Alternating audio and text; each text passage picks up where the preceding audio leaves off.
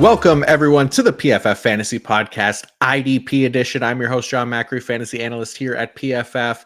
And with the NFL draft wrapped, landing spots locked, draft capital spent, we've got a lot to sort out when it comes to these defensive rookies. So that you are pumped and prepped and ready for your rookie drafts. We're starting with the defensive line today, where we got a handful of first rounders to go over, as well as a few more guys that were highly drafted defensive linemen with IDP potential. We got my guy Joey the Tooth back in the house to help me break it all down. So let's get it.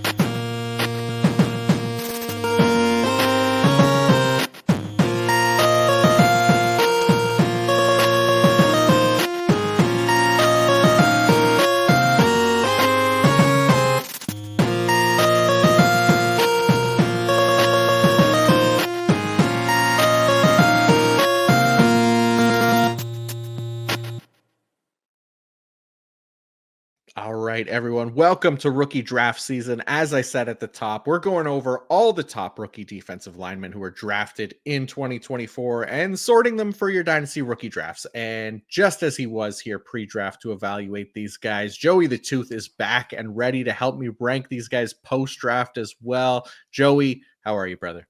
I am great. Very happy to be here. Nice long day of work. Settle into some nice late night IDP. Absolutely, man. What better way to spend the relaxing evening than talking IDP on a podcast, right? I feel you, man. It's I appreciate you taking the time out of your night coming on here and doing this with me as always. I know we always have fun pre-draft kind of evaluating the film on these guys and kind of trying to figure out where they're going to go. But now we actually have landing spots, we have draft capital, and we get to see, maybe how they fit into these depth charts and what we can expect from them for IDP. So I'm really looking forward to this. We're going to do the same thing with linebackers next week with Kyle, and the safeties and defensive backs the week after that with Glosser as well. So this will be fun. And again, appreciate you coming on. And how did you feel after the draft? You feeling pretty decent about these incoming rookies?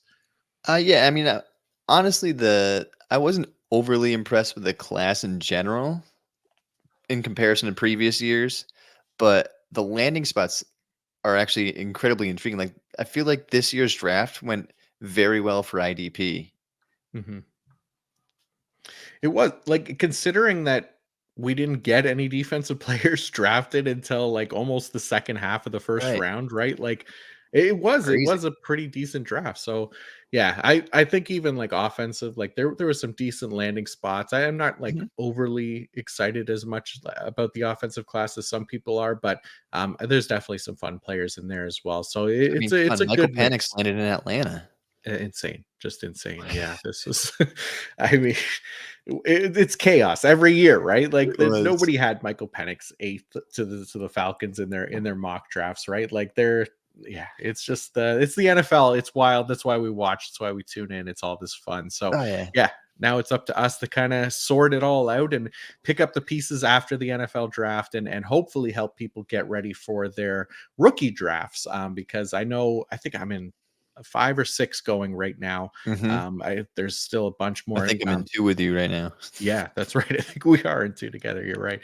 Some of them are moving pretty quick, so it's nice to Yeah. see kind of where these guys are going and stuff like that. And we're going to talk about all this stuff, but yeah, main focus today, it's going to be on the first, I don't know, 8-ish defensive linemen taken in the draft. We might have cheated a little bit, left out a couple here and there, the Rook Auroros and Mason Smiths of the world. But I think these are the more interesting guys for IDP, right? So we'll focus on the ones who are interesting, like I said, and give some idea of how we have these guys ranked and where in rookie drafts we might be willing to take a swing on them. So we'll get into all that. But first, I do want to let you all know that even though the 2024 NFL draft is over, you might already be looking forward to the 2025 NFL draft like an absolute sicko.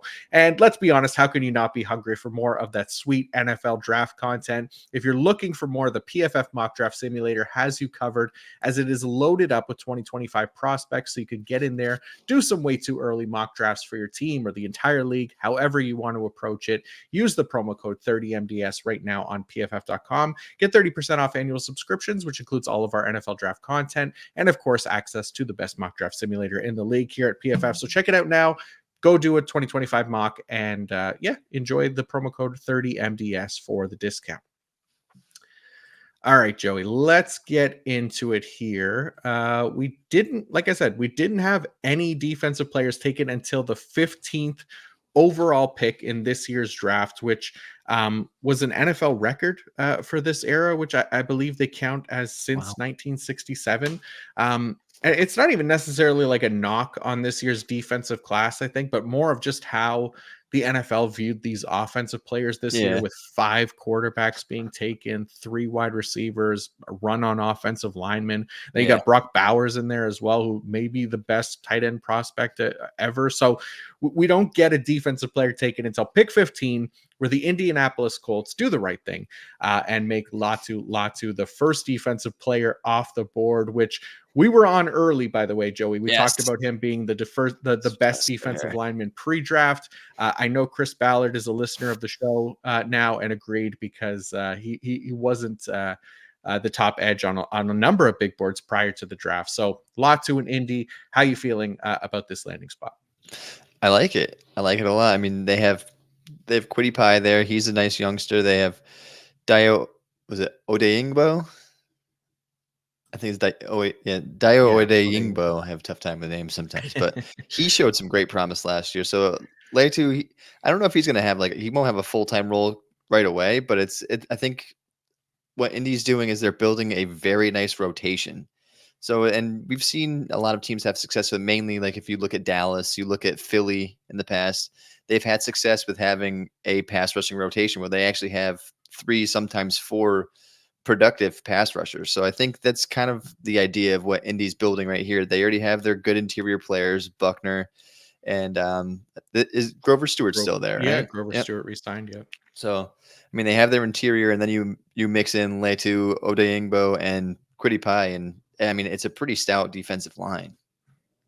It really is. Yeah, you got Ebukam there as well too, right? Like there's going to be some snaps to share a little bit, right? But man, I'm very excited about Latu, even in year 1, right? Like, yeah, he's awesome, right? One of the best profiles of any edge prospect, I think, since PFF started grading college football, right? So, the career numbers, we talked about them pre-draft. They're pretty insane for him, like when comparing to edge prospects since 2016. 93.8 career pass rush grade, that's 98th percentile.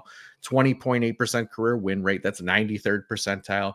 19.4% career pressure rate, 94th percentile. 14.7% quick pressure rate, it's 96th percentile, right? So I have the edge model I use for prospects coming out on the screen now for our YouTube crowd. And if you're in that 90th percentile and above prospect, like that hit rate is excellent. And he's right there with Nick Bosa, Chase Young, Myles Garrett, Aiden Hutchinson, Will Anderson, Joey Bosa.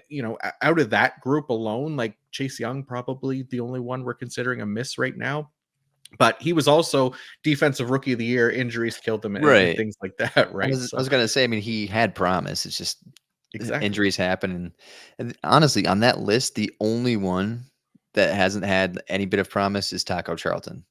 Taco Charlton's on there. Yeah, he's one of those freak outliers. Like, it's going to be in every model, right? Like, there's no such thing as Derek Barnett. He had a slow start to his career, but last year, even when he went over to Houston, he showed why he was a first round pick, wasn't he? With Philly. Yeah. So it's like he showed his promise last year, and it's kind of nice to see, because I was always, he's been sitting on my bench in so many leagues. I drafted him in IDP leagues, and I'm like, it's gonna happen at some point. He was so good. Yeah. And finally he popped a little bit last year.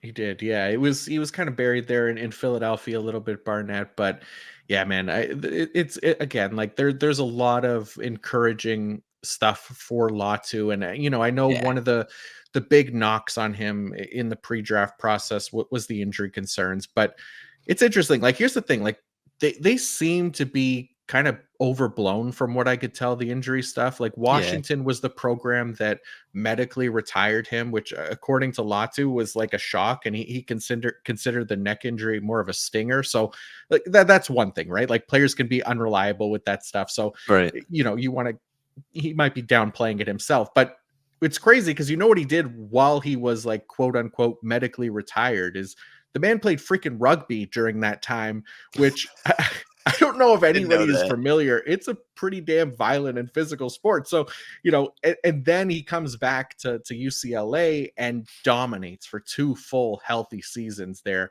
putting up those insane numbers. Like his 26.2% win rate in 2023, that was the 3rd best mark ever by an edge, behind only Chase Young and Nick Bosa.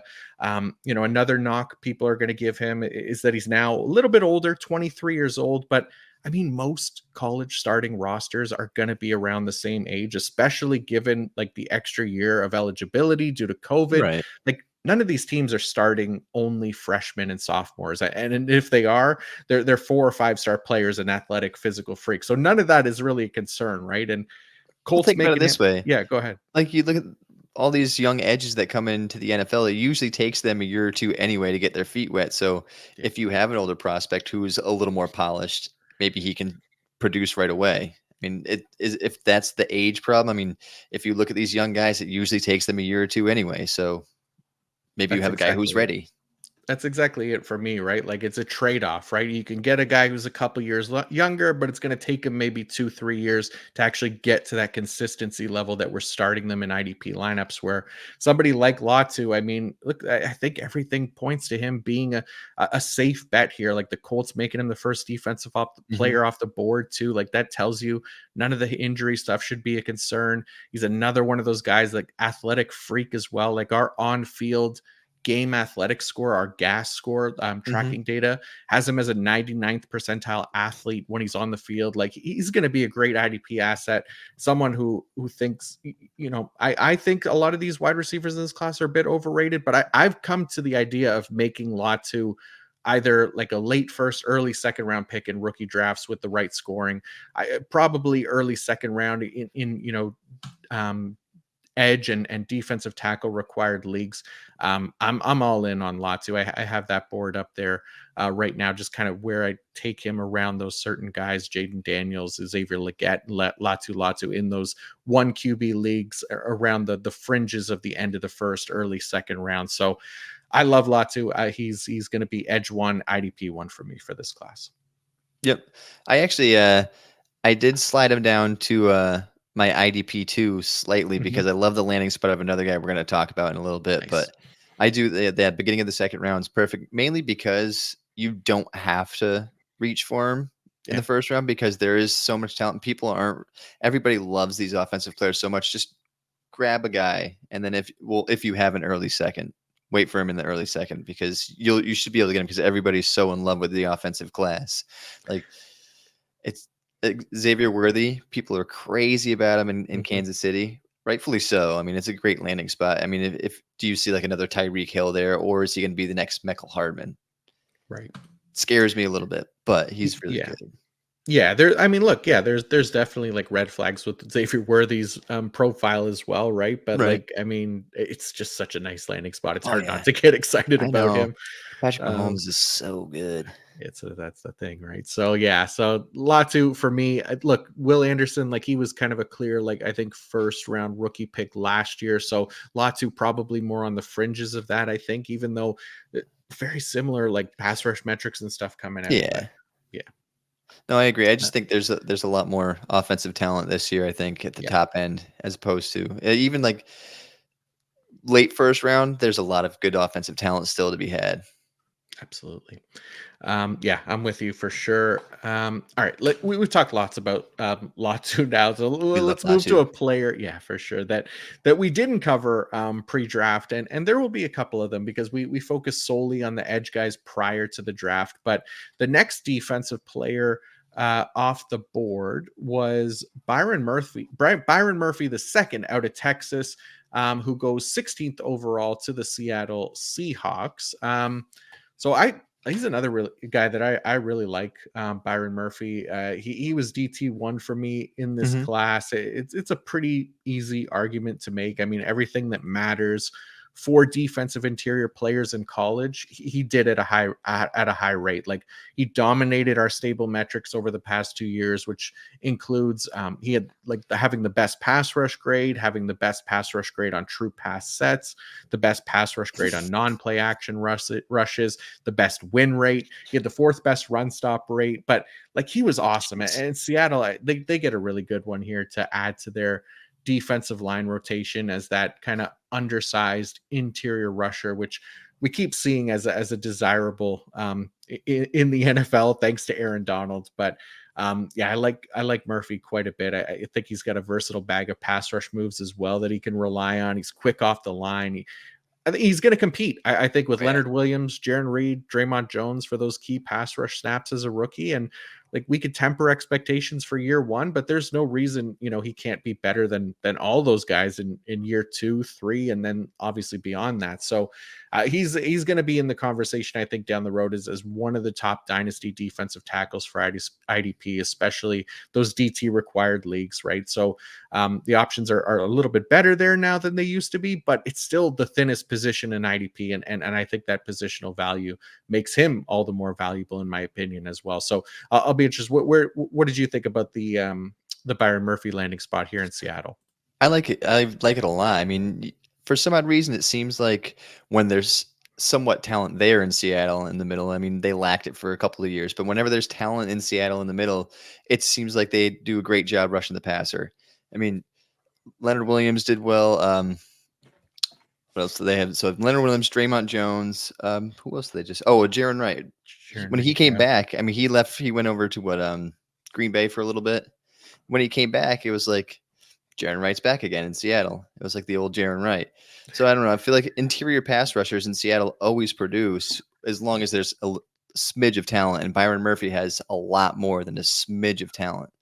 So they have a lot of pass rushing there now in Seattle now. I mean, Boye Mafe was great last year. Mm-hmm. He had that incredible run of 8, 9 straight weeks with a sack. Right. So you have Mafe, you have Leonard Williams, you have Draymond Jones, and then you have Jer'Zhan Reed, Darrell Taylor as a specialist still. We'll see if Uchenna and Nwosu gets back healthy. Yep, and Nwosu. Right? So I mean, there's going to be there's nobody really to focus on and lock down. So I mean, if he can move on the interior a little bit, depends how they line up their formation. But I'm really excited for him, and I think he's gonna get a starting nod as a rookie. I really wouldn't be surprised. I think he's gonna line up next to Reed. Williams, I think, is gonna play a little more towards the edge, but I'm excited. I think it's a great spot. I mean, yeah, look at those metrics. It's freaking fantastic.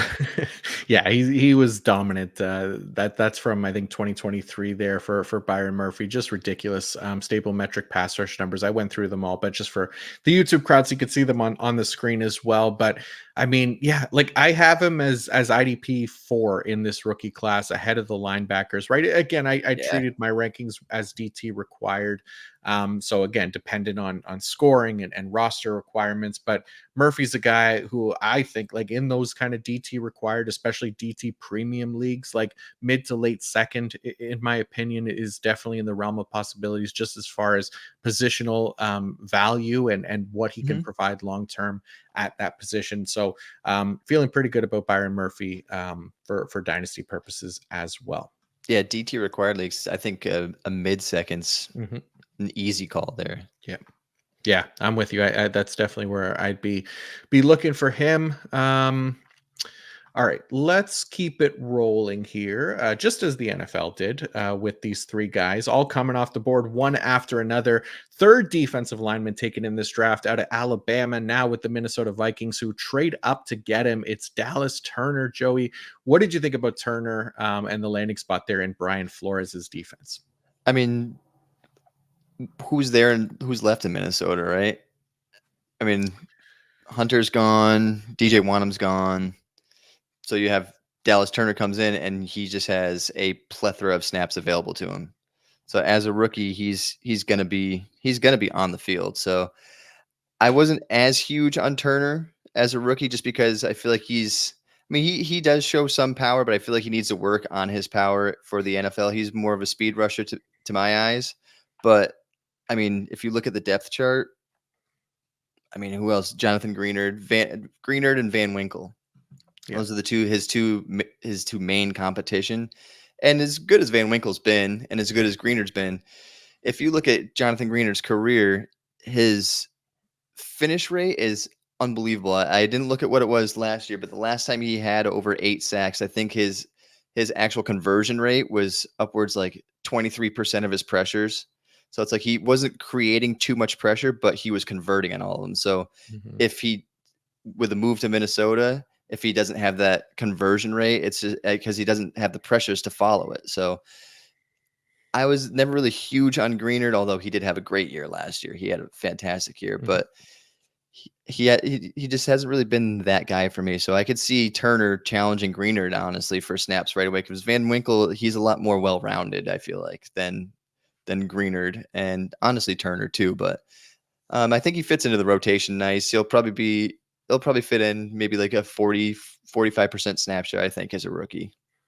I think that's fair. I mean, yeah, like you said, I think those guys are going to play Van Ginkel and Jonathan Greenard. Like they just gave Greenard, I think, a top 15 contract this offseason for the position, right? Like they paid him large. Van Ginkel earned one of the best pass rushing grades in the league last year, 90.6, and he's a Brian Flores favorite as well. So he's not going anywhere, right? But I think it's a good spot for Turner where, he isn't going to be thrust into like an insane workload right away as a rookie, like he might have been if he landed in Atlanta or something like that, for example. Right. So, Turner, I think that's kind of what was needed for him, was just a slightly lighter workload to start his career. Cause like we highlighted pre-draft, and, he isn't like this locked and loaded, ready to dominate at the NFL prospect that you'd get from, an Aiden Hutchinson, a Nick Bosa, or even a Latu or a Verse in this class alone, right? But he still needs some, time to work on refining his game and developing more ways to win. And not to mention, like, there are red flags in his profile that bring down his potential hit rate as well. Like I tweeted out every edge prospect who had a career win rate that ranked below the 40th percentile of prospects since 2016. Like, it's Cleveland Farrell, it's Shaq Lawson, it's Hassan Reddick, who was drafted as a linebacker, it's Caleb Von Chason, it's Solomon Thomas, it's Trayvon Walker, it's Peyton Turner, and it's Dallas Turner, right? So look, it's just one metric, but obviously not a good hit rate there. You could factor in that he's very young as well, which is why I'm more hopeful than skeptical overall. Had a really productive freshman year at Alabama, but even that isn't as impressive when you dive into the numbers, because like he delivered pressures and sacks. He had a 47% cleanup and unblocked pressure rate, which was the third highest mark for the edges in this class. And it's kind of one of the positives to starting at Alabama with more stars around you, right? There's more opportunity for those cleanups and to pile up some production there. And just comparatively, Latu, Verse, Chop Robinson, they were all well above average, like, or better than average, I should say, in that regard, and among the best marks in this class when it came to cleanup and unblocked pressures. And then even for their careers, they were much better. They were among the best in the class, where Turner, again, cleanup unblocked pressure rate for his career, 44%, which is the third highest in the class. So third worst, basically. So I'm less confident in Turner than I am with like a Latu or a Jared Verse, but just because of the sheer difference in pass rush metrics and success rates correlated with those metrics. But I still really like Turner. Like, he's still edge 3 for me. He's absolutely in that tier 1 of rookie IDPs because of that potential alone. I just think, for me, I just think it's important to evaluate these guys without bias and provide, as much data as possible. Cause it's not like, my process has 100% success rate either, right? Like, no process is perfect. And, but from all the data that I've been able to gather, providing a full picture instead of, focusing on a few stats that are likely unstable anyways, it's, the best way to look at it, just by creating that fullest picture that you can and not ignoring some of these red flags. So listeners, readers, IDP managers, that way they can make the most informed decisions. So it sounds like I hate Turner. it just isn't the case. Like I do feel like I need to clarify like why he's not 1 or 2 for me in this class and why he's, only IDP 3 overall. So that's all right. Cause I get some shit for having him third instead of first or second. So I just have to kind of clarify why that is. There He's my are red third too, if it flags. makes you feel better, John. There you go. Thank you, Joey. I appreciate you backing me up on that one. But yeah, like he's still right in that range, right? Right. That Turner versus Latu range. Like those 3 guys are high end prospects. So happy to get him. I think I put him in that early second. You could fall to the mid second if you wanted, depending on scoring and all that. But that's where I'm kind of looking at him in rookie drafts. Yeah, and I just decided to look at PFF real quick because I wanted to look at my Jonathan Greenard comment about his conversion rate. So back in back in 2021, he had 8 sacks with only 27 pressures. Right. And last year he had 14 sacks, but he still only had 53 pressures. Mm-hmm. I mean, for comparison, if you look at Nick Bosa, he had 16 sacks, but he had 122 pressures. Right. So it's like his conversion rate's crazy, which is good, but what if his conversion rate drops? He's not getting the pressures, the numbers drop. But that's my problem with Jonathan Greenard. So yeah, and that's it's an actual problem though, right? Because like conversion rate, sack rate, like these aren't stable things to rely on year right. to year, right? Like I think Tom's mentioned it many times, like finisher rate is not a real thing for edge rushers and Right. defensive linemen, right? Like it's all the other stuff that leads to that. So he'll go to a new system now, a new defense there in Minnesota. We'll see how it shakes out. But yeah, I like Greenard a fair bit. I'm just not like super high on him or anything Right. like that. So okay, let's go to the next edge taken in the NFL draft, and one whose name we mentioned a little bit already here, but we'll go into some more detail here. Selected 19th overall by the Los Angeles Rams out of FSU. It is Jared Verse. Joey, what did you think about Jared Verse going to the LA Rams? Love the landing spot. He's the one that moved up to my 101 IDP. The Rams, so even if you look like 2-3 years ago, you looked at their defense, and outside of Aaron Donald and the hopes for Ernest Jones, you were kind of like, this defense, it just looks terrible. Like you looked at it on paper and you're like, Yeah. oh, this just does not look pretty. But then date back to last year, you look at the end of the season and it's got a nice young core, right? So Byron Young had a great rookie season, pretty unexpected. They took him a little higher than most people expected. And then he had a really hot start to the season, cooled off a little bit, but overall, it was a fantastic rookie season for Byron Young.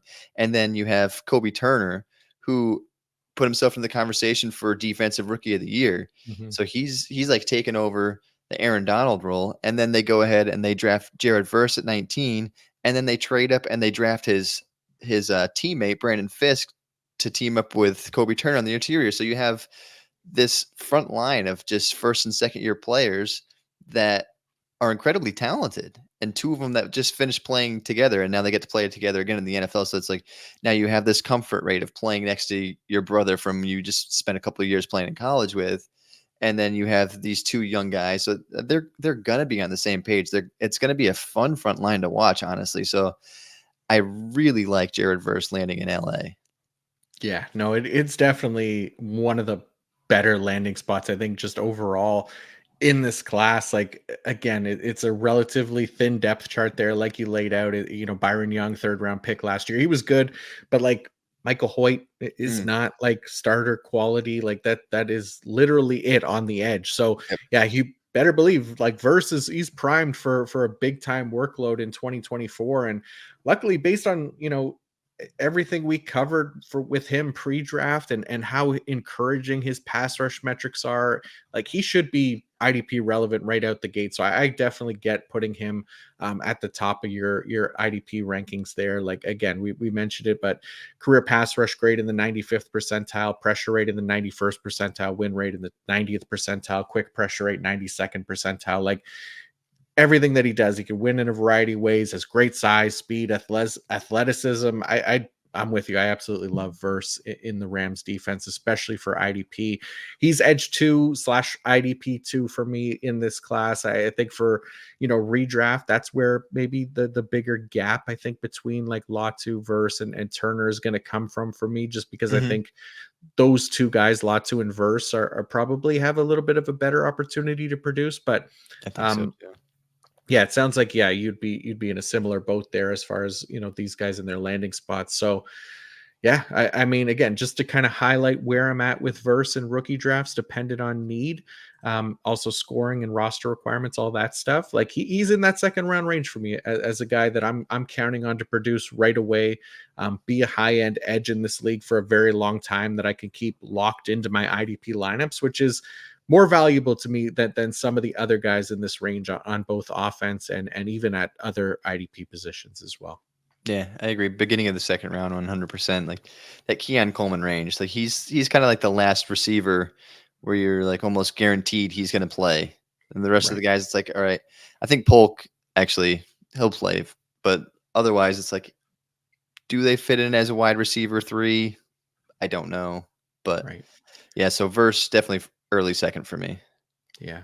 Yeah. And even Keon Coleman, like, I mean, I think definitely like this year, like that landing spot's amazing. I Mhm. just, again, he's another one of those late breakout guys. Like there's significant red flags around him and Oh his yeah. profile. And, Buffalo, you got to figure, is going to keep adding wide receivers. They're not going to go into 2025 with the same wide receiver Oh core, right? no. So, again, can Keon Coleman hold that wide receiver one spot? So these are all the kind of things that I'm trying to balance in these rankings and trying to put these guys where I Yep. think they'll be slotted for dynasty. So um all right, next up, a surprise to some that he went in the first round, but not to us, Joey. We said it pre-draft, and that, even though he wasn't being mocked as or he was being mocked as a second round player more often than not, we said we wouldn't be surprised if he goes in the first round, and we were right again. It's Chop Robinson, 21st overall by the Miami Dolphins. What did you think about Miami bringing in another weapon for their edge group? It kind of worried me at first look for Mhm. Chop Robinson himself because I mean they still have Bradley Chubb and they still have Jalen Phillips, and then it rings in my head they're both coming off significant injuries from last year. Yeah. So I think there's optimism Phillips is going to be ready, but I'm not even sure Bradley Chubb's going to be ready to start the season. So Chop Robinson might actually have the opportunity to play right away, and I honestly would love to see him and Phillips line up together. It's like Oh, it, the athleticism and just the sheer ability to get into the backfield in a flash with those two, it's like that's going to be a problem. That's going to be a huge problem for the AFC East. And sorry, guys. I mean, I love Bradley Chubb. Like he came off a great season just a couple of mhm. years ago, 2 years ago. Last year he played fantastic, but he keeps getting injured. So Yeah. Chop Robinson, he comes in, he could play right away. And if Bradley Chubb does make it to the start of the season, who knows how long it's going to last. And even still, it's almost maybe so that since Chubb is continually getting injured, it's now rotation. Like you keep these guys fresh. I mean, how bad is it going to suck for offensive lines to continually face either a fresh Robinson, Chubb, or Jalen Phillips? Like if all three of those guys are fresh all game long, it's going to be crap for an offensive lineman. Yeah, and they brought in Shaquille Barrett too, right? Right. Who's That's right. still a good NFL edge rusher. Like Right. he's definitely a little bit older and stuff, but like they got weapons there, like we Yeah. said. But yeah, I don't mind the spot. Like you said, Jalen Phillips, Bradley Chubb, they're both recovering from season ending injuries, and but like now you get Chop coming in there, gives the Dolphins just another high end pass rusher to rely on, like Yeah. elite pass rusher as a prospect as well, like right up there with the Latus and Verses of the world. Just doesn't necessarily have the run defense chops. Mhm. No pun intended. But Yeah. look, the other thing too, like there's going to be people who will use like a lack of college sacks as a reason that they don't like him. Um, I'm here to tell you, like it's one of the worst arguments you can make because it just doesn't matter. Like college sack rate does not correlate with NFL sack rate in any meaningful way. In any meaningful way, like it's not even close. Like when comparing to pass rush grade or pressure rate or win rate. So I beg people do not use college sack numbers or any raw production numbers, which include tackles as a measuring stick, because we have the data to say that you're looking at the wrong thing, right? So just a 0.10 correlation between college sack rate and NFL sack rate, like that's not good. So you look at Danielle Hunter, right? Like Danielle Hunter had what 4 or 5 sacks in his college Yeah. career, something stupid like that. Now he's got like 90 NFL sacks Right. for his career. So Like just 7 straight seasons with 10 plus sacks or something like that. he's unreal, right? Like that's one example, but like I said, it's the 0.10 correlation. Like for every one prospect where it does line up, there's 9 other guys where it doesn't, right? So Chop Robinson, you got to look at the right numbers for him, and he's got some really encouraging numbers coming out. 93.4 pass rush grade, 97th percentile there, 18.5% pressure rate, 92nd percentile, 20.2% win rate, 89th percentile, and that 16% quick pressure rate is 98th percentile. Like we talk about how explosive this guy is. I mean, he's awesome. Like I do worry that he's not going to get a ton of run on early downs, which probably hurts his IDP floor a bit. So that's why he's in that kind of second tier of rookie IDPs, and edge 4 for me. But I really like Chop quite a bit, and those are some great numbers, I think, to back him up with the potential to get some decent playing time early in the year if Jalen Phillips or Bradley Chubb, like you said, aren't back yet either. So fun spot. Like that he got the first round capital as well. So he's going to be edge 4 for me, and IDP 4, or edge 4, IDP 5, I guess, because Byron Murphy is in there as well. Yeah, that makes sense. All right. So how about another guy that we didn't talk about pre-draft? And part of that was because at least I think I'll be curious what you think, Joey. I think he's going to play more inside than a true edge position. But Darius Robinson out of Mizzou, drafted 27th overall by the Arizona Cardinals. So Robinson going to Arizona, like it does become interesting for IDP almost immediately because of the draft capital and the landing spot. But it the Arizona defense is a weird one, right? For as fun as the Cardinals are set to be on offense, like drafting Marvin Harrison Jr. to go with Kyler Murray, and getting Trey Benson in there as well, like their defense is a little, like it's a mess. Ugly. Apologies to my guy Buda Baker, friend of the show, but like outside of him, who do they have, right? Like Jalen Thompson, he's fine but not amazing. Kaiser White's okay. Then it just becomes a lot of like mid to below mid players, like I'm sorry to say. But defensive line especially, right? Zaven Collins, former linebacker. Dennis Gardeck has been like mostly a special teamer for his NFL career. He's playing out of necessity, but he's actually been decent. But BJ Ojulari is another guy who we didn't love last year pre-draft, I remember, but he got that prime landing spot. You got like Victor Dimukeji, Cameron Thomas, Bilal Nichols, LJ Collier, Roy Lopez, like a whole lot of guys who don't inspire a ton of confidence that they'll be able to consistently generate pressure. So for Robinson, he now gets the draft capital, positive draft capital to his name, which on this depth chart should equal opportunity. And as we know for fantasy, nothing matters more than playing time. So that should certainly help his case, is the playing time there. So how are you feeling about Darius Robinson going to the Arizona Cardinals? The landing spot's fantastic. I'm interested to see what he gets designated for position, especially for IDP. If he gets a defensive tackle designation, then he bumps way up the ranks for me. If he gets a defensive end, it worries me a bit because I do think he's going to slide inside quite often. But I think that positional versatility for him in an empty defensive line will keep him on the field almost every down. So he can slide to the edge if he wants to. On pass rushing sets, he can slide inside, bring in another edge rusher. I mean, I think he's going to be on the field a lot as a rookie. So his rank overall matters with what he gets designated for a position. So if he gets dual designation, cool. But if he gets single designation, if it's an edge, I'm a little worried he's going to drop down a little bit. But if he's a defensive tackle, he's going to go up a little bit for me. Yeah. But probably end of the second. I'd still take Darius Robert end of the second, early third. Okay. Yeah, like I mean, I think the opportunity is going to be there 100%. Like I guess my concern comes that he's just not the most effective pass rusher, and like if he isn't making a difference out there, then that playing time starts to go away as well, right? But Yeah.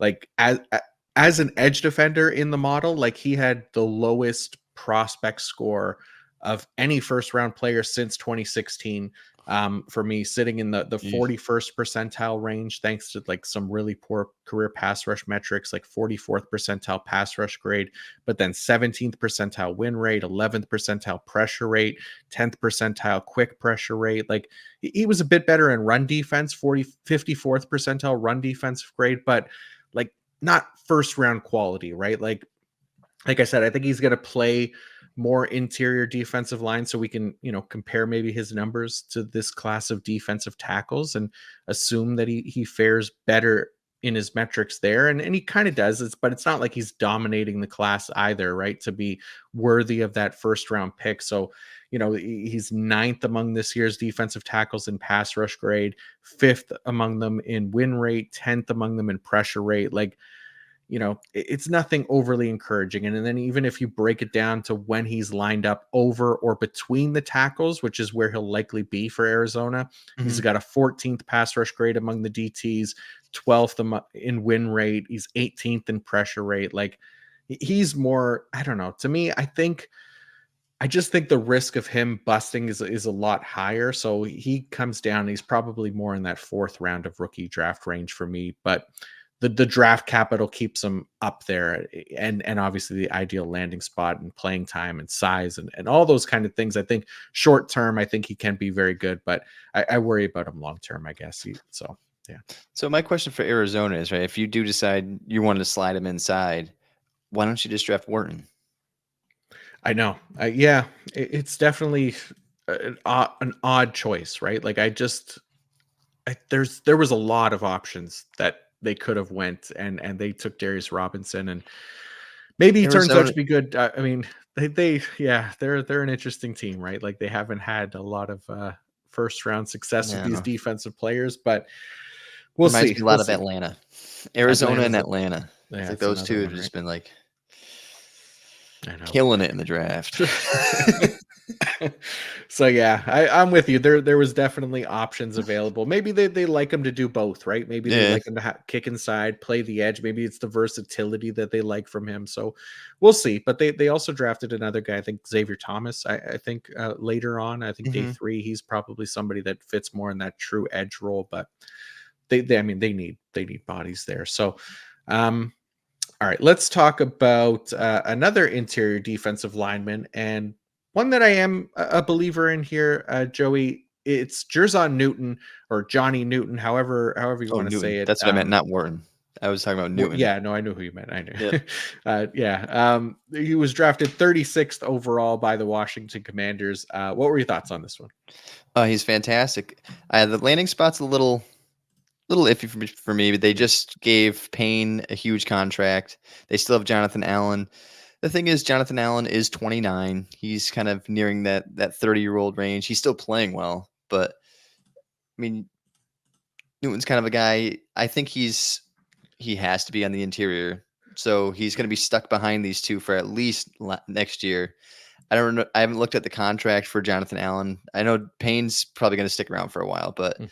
if anything, he's going to be the replacement for Jonathan Allen. I don't know how soon, but I think his talent level is fantastic, and to be teamed up with either Allen or Payne at any point throughout the season, it just helps him out even more because he's right next to very talented interior pass rushers. So Mhm.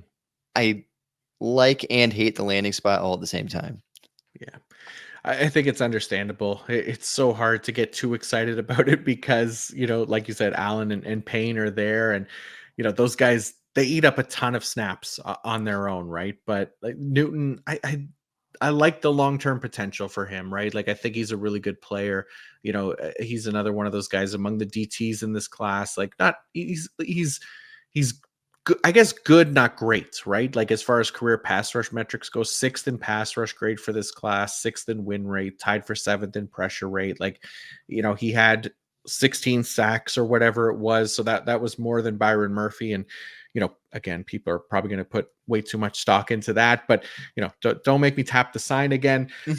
We just covered, right, how sacks and sack rate are overrated when it comes to projecting year to year success, and anyone who knows that isn't going to include that in their rationale, right? So there is still plenty to like about him outside of like his sack totals, right? I promise you could find more things for him, but I think the main thing is just going to be that year one opportunity. I think it's probably minimal opportunity at best, barring an injury to Allen or Payne. And then, like you said, we'll see where those contracts take them. Obviously, there's going to be potential outs at some point, but other than actual expiring contracts, I try not to put like too much hope in that unless players are just flat out bad, which these Right. guys aren't, because Right. we see teams like restructured contracts and move money around and all that time, all the time to keep guys around. So I do like Newton a fair bit, and especially in DT required leagues.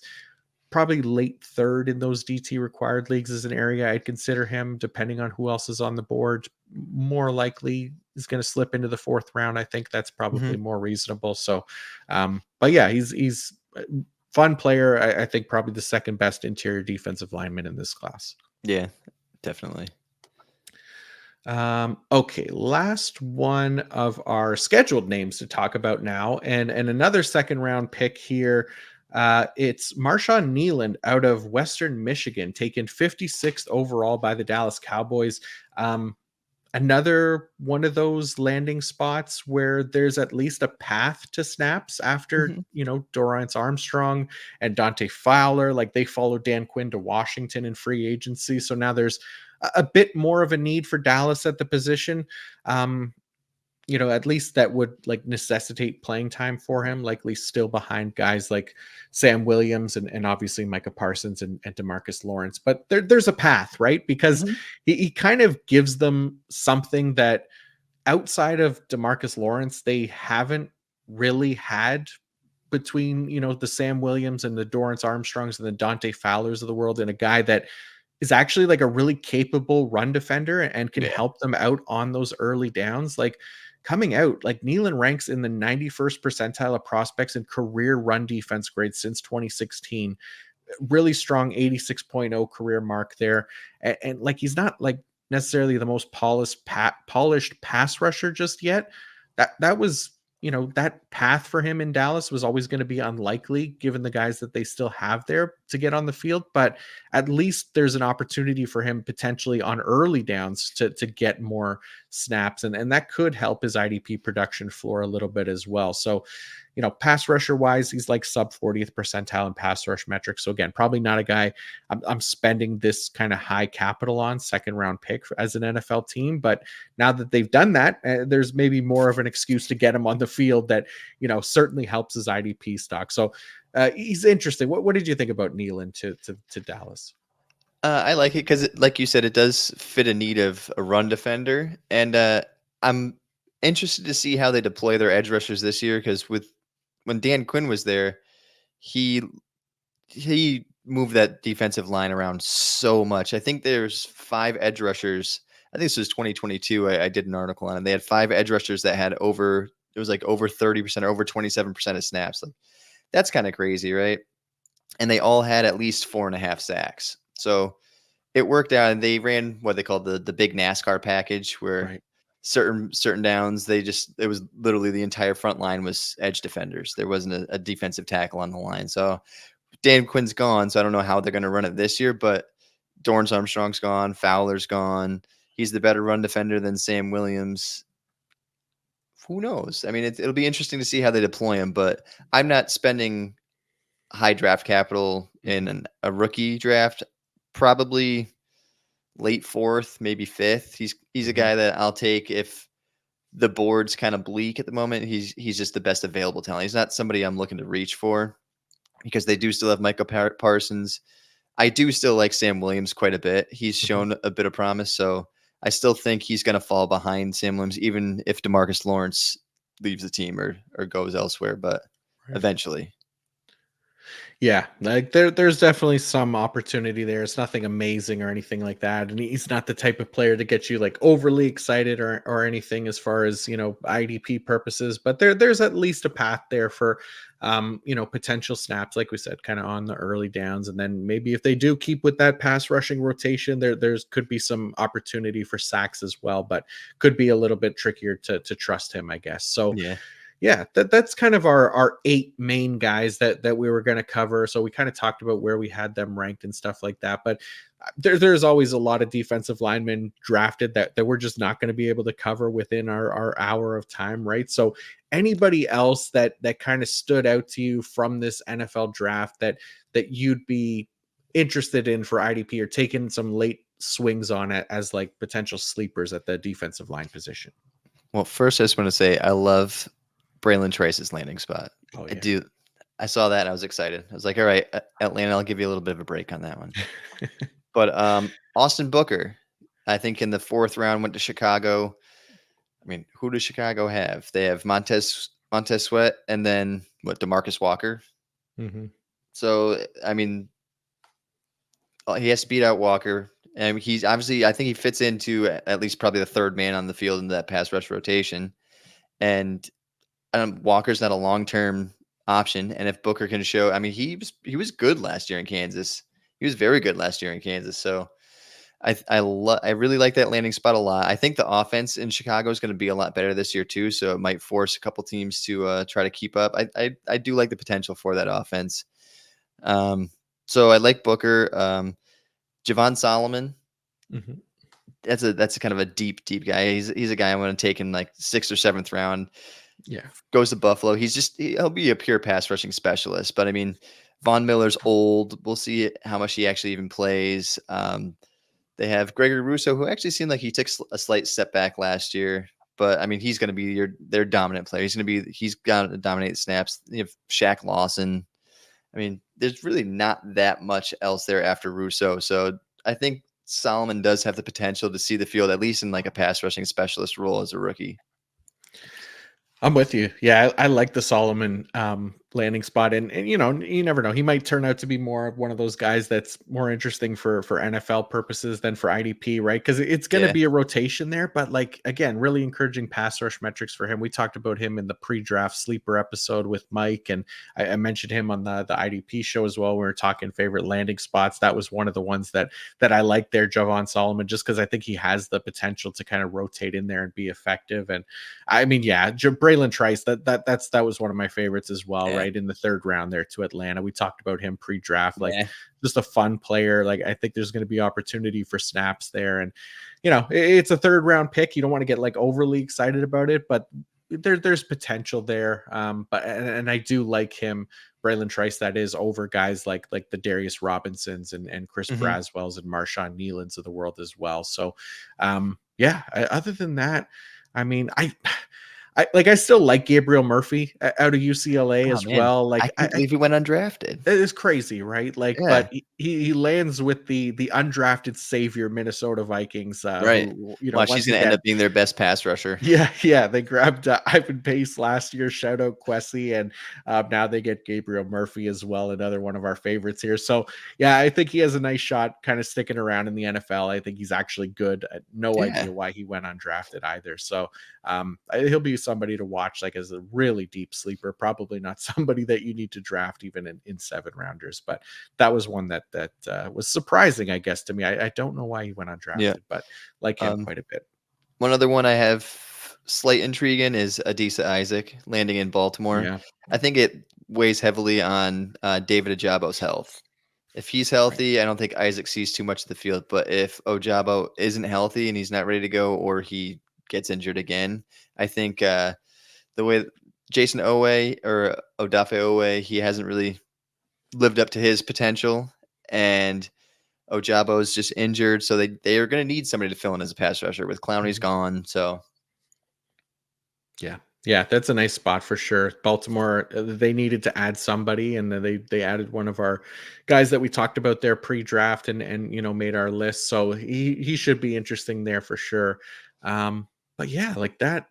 That's pretty much a wrap for this one. So thank you to everyone for tuning in, whether you're watching on the YouTube, which we'd really appreciate a like and a subscribe as well, or if you're listening to the audio, we appreciate you as well. But most of all, massive thank you to the Joey the Tooth for coming back here, talking rookie defensive linemen with me. Really appreciate you, Joey. I always having fun talking to you, and especially post draft as we kind of sort this stuff out. So Yeah. thank you as always for coming on, my man. Thanks for having me on. I'll do it as long as you'll have me. Absolutely, buddy. Yeah. And before you go, too, please remind everybody where they can find more of you and your work as well. You can find all of my work at footballguys.com, projections, rankings, articles. And coming out hopefully this weekend is a collaboration project that me and Kyle Bellafield did. It's going to be our top 40 IDP big board. So Nice. That'd be beautiful. yeah. Yeah, definitely check out that as well. Yeah, it's gonna be a big weekend for rookie drafts, that's for sure. So definitely lots of content out there. I've got my rankings up on PFF.com as well. I did one QB, Superflex tight end premium. We got the IDP rookie rankings up as well. The full combined offense and IDP draft strategy board that's out there.